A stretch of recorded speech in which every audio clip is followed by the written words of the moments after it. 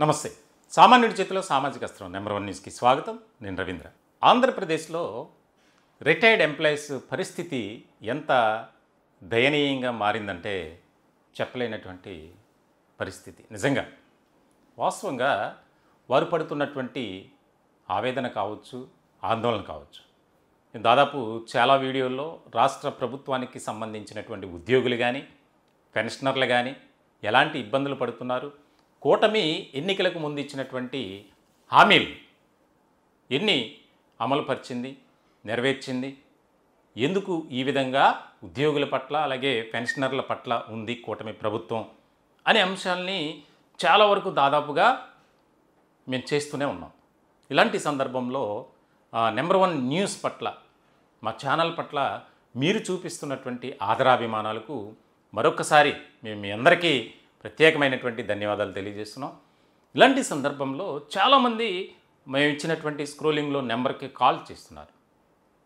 తమ అభిప్రాయాలని, ఆవేదన, ఆందోళన అన్నీ కూడా మాతో పంచుకుంటున్నారు.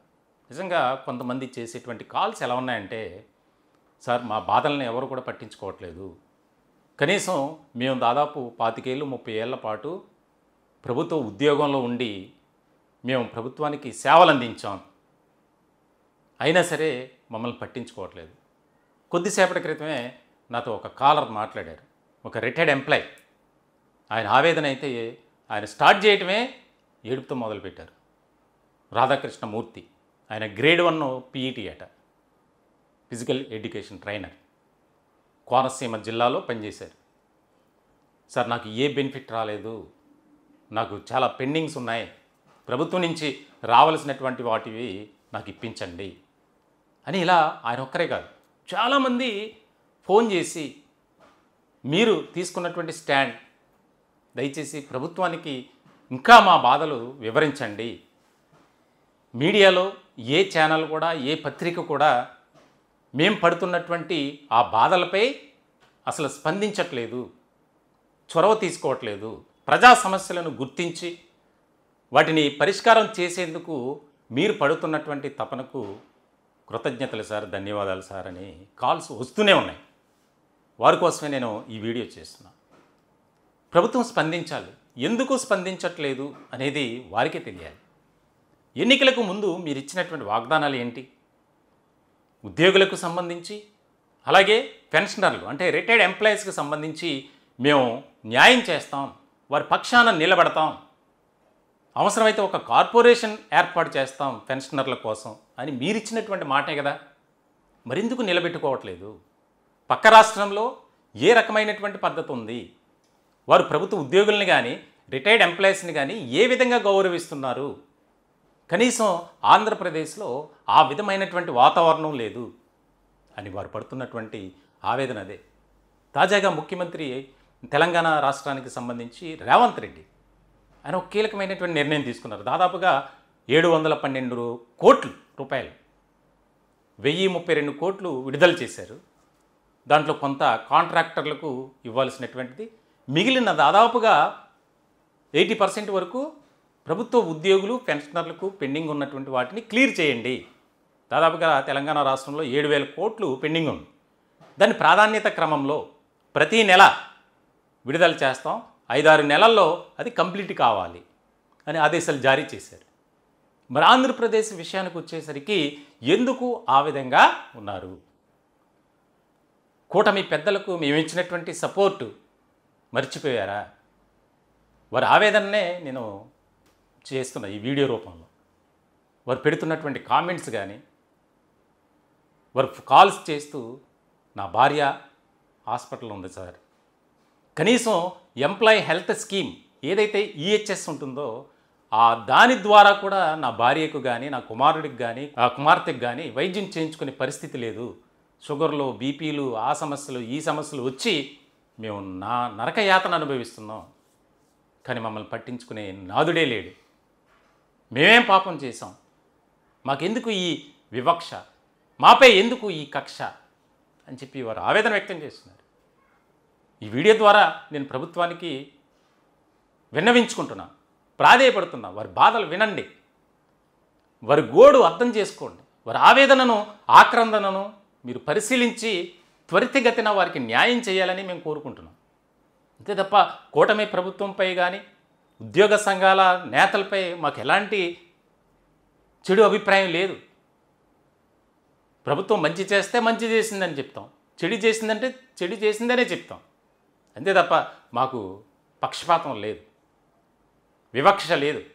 ఏ వర్గమైనా, ఏ కులమైనా, ఏ మతమైనా ఒకటే విధానం, ఒకటే నినాదం. ఈరోజు రిటైర్డ్ ఎంప్లాయీస్ పడుతున్నటువంటి ఆవేదన, ఆల్రెడీ సర్వీస్లో ఉన్నటువంటి ఎంప్లాయీస్ అంటే వారికి ఏదో రకంగా రొటేషన్ అవుతుంది, జీతం వస్తుంది, వారికి ఉన్నటువంటి ఏదో రకంగా అప్పు చేసి అయినా చేసుకోగలరు. కానీ రిటైర్డ్ ఎంప్లాయీస్ పరిస్థితి అలా లేదు. రాష్ట్రంలో ఎంతోమంది ఈ రకమైనటువంటి ఆవేదన, వారంతా ఏకం కావటానికి కూడా అవకాశం లేనటువంటి పరిస్థితి.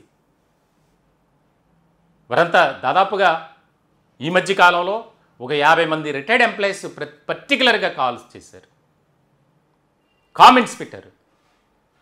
మీ ద్వారా మా బాధను దయచేసి కూటమి ప్రభుత్వానికి వివరించండి సార్, మీరు చేస్తున్నది చాలా ఎక్కువ, మీకు కృతజ్ఞతలు అని చెప్పి. ఈ సందర్భంలో తాజాగా వారు తీసుకునే నిర్ణయం, ఆల్రెడీ వారికి కూడా ఒక యూనియన్ ఉంది, రిటైర్డ్ ఎంప్లాయీస్ యూనియన్.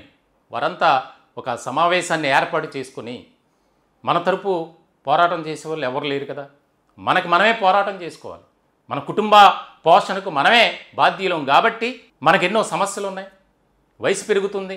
చాలామంది కామెంట్స్ చూస్తే మేము పండుటాకులు, మేము చనిపోయిన తర్వాత మాకు రావాల్సిన వాటిని ఇస్తారా, అప్పుడేం చేసుకోవాలి, మేము మాతో పాటు సమాధిలో పూడ్చిపెట్టాలి లేదా కాల్చాలి అని వారి ఆవేదన ఆ స్థాయిలో ఉంది. దయచేసి కూటమి ప్రభుత్వం వారి యొక్క బాధలను, వారి ఆవేదనను అర్థం చేసుకుని త్వరితగతిన వారికి రావాల్సినటువంటి వాటిని రిలీజ్ చేస్తూ, ఎక్కడా కూడా వారికి ఇబ్బందులు లేకుండా, ప్రతికూలమైనటువంటి పరిస్థితులు ఎదురవ్వకుండా ఒక కీలకమైనటువంటి నిర్ణయం కూటమి పెద్దలు తీసుకోవాలి. వారంతా పవన్ కళ్యాణ్ కలవాలి అని ఆలోచన చేస్తున్నారట. ఏం చేస్తాం, మా సమస్యలపై మేమే పోరాటం చేసుకోవాలి. ఈ ఉద్యోగ సంఘ నాయకులను నమ్ముకుంటే వారికి తొత్తులుగా మారిపోయారు, మాకు ఎలాగూ న్యాయం జరగదు, కాబట్టి మీరు చేస్తున్నటువంటిది చాలా మాకు ఉపయోగపడుతుంది, అలాగే మేము కూడా రంగంలోకి దిగుతాం, మా సమస్యలపై మేమే పోరాటం చేసుకుంటాం, ఉద్యమిస్తాం, తప్పదు కదా అన్నట్లు. మొత్తానికైతే ఒక ముఖ్యమైనటువంటి అంశంగా మారింది. కూటమి ప్రభుత్వానికి ఇది ఒక ఛాలెంజ్, సవాల్. ఒక్కసారిగా తిరుగుబాటు చేస్తే ఏ రకంగా ఉంటుందో అర్థం చేసుకోలేకపోతున్నారు కూటమి ప్రభుత్వ పెద్దలు అని ప్రభుత్వ ఉద్యోగులు, ఇటు రిటైర్డ్ ఎంప్లాయీస్ కూడా వారి వాయిస్ని రేజ్ చేస్తున్నారు. ఆ పరిస్థితి రాకుండా కూటమి స్పందించి రాష్ట్ర ప్రభుత్వంలోని పెద్దలుగా వారి బాధ్యత కాబట్టి మిగిలిన పథకాలకు, మిగిలిన ఆయా వర్గాల ప్రజలకు ఏ రకమైనటువంటి సంక్షేమ పథకాలు అమలు చేస్తున్నారో వారి పట్ల కూడా, అంటే ఉద్యోగులు, పెన్షనర్ల పట్ల కూడా అదే రకమైనటువంటి భావన కలిగి ఉండాలి. ఒక సహృదయంతో, మానవతా దృక్పథంతో ఆలోచించి వారు పడుతున్నటువంటి వేదన, ఆవేదన, ఆందోళన అన్నీ కూడా అర్థం చేసుకుని వారికి త్వరితగతిన వెంటనే న్యాయం చేయాలని మేము కూడా ఈ వీడియో ద్వారా ప్రభుత్వానికి, ప్రభుత్వంలో ఉన్నటువంటి పెద్దలకు మేము కోరుతున్నాం. ఈ టాపిక్పై మీ విలువైనటువంటి అభిప్రాయాలను కామెంట్ రూపంలో తెలియజేయండి. దయచేసి మా ఛానల్ని సబ్స్క్రైబ్ చేసుకోండి. Thank you.